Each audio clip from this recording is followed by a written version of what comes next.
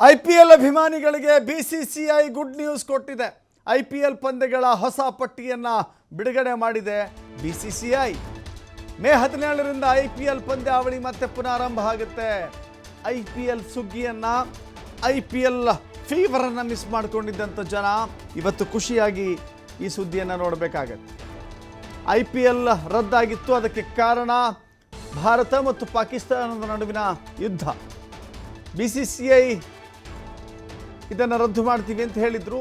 ಇದೀಗ ಮತ್ತೆ ಪುನರಾರಂಭ ಆಗ್ತಾ ಇದೆ. ನೀವು ಮ್ಯಾಚ್ಗಳನ್ನು ನೋಡ್ಕೊಂಬಿಡಿ, ಯಾವಾಗ ಯಾವ್ಯಾವ ಪಂದ್ಯ ಇರುತ್ತೆ ಅಂತ ಹೇಳಿ. ಮೇ 17ಕ್ಕೆ RCB KKR ಮೊದಲ ಪಂದ್ಯ ಇರುತ್ತೆ. ಮೇ 29 ಮೊದಲ ಕ್ವಾಲಿಫೈಯರ್ ಮ್ಯಾಚ್, ಜೊತೆಗೆ ಜೂನ್ 1 ಎರಡನೇ ಕ್ವಾಲಿಫೈಯರ್ ಪಂದ್ಯ ನಡೆಯುತ್ತೆ. ಇನ್ನು ಜೂನ್ 3ಕ್ಕೆ IPL ಫೈನಲ್ ಪಂದ್ಯ ನಡೆಯುತ್ತೆ.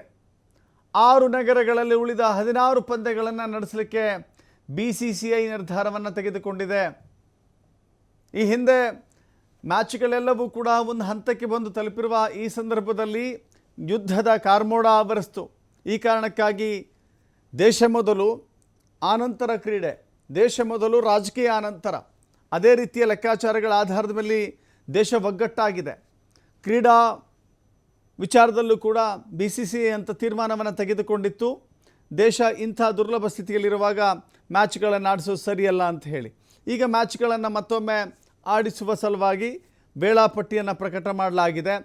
ಮಿಸ್ ಮಾಡ್ಕೊಳ್ತೀವಲ್ಲಪ್ಪ IPL ಅಂತ ಹೇಳಿ ಅಂದ್ಕೊಳ್ತಾ ಇದ್ರು IPL ಪ್ರಿಯರಿಗೆ ಖಂಡಿತವಾಗೂ ಕೂಡ ಇದು ಗುಡ್ ನ್ಯೂಸ್.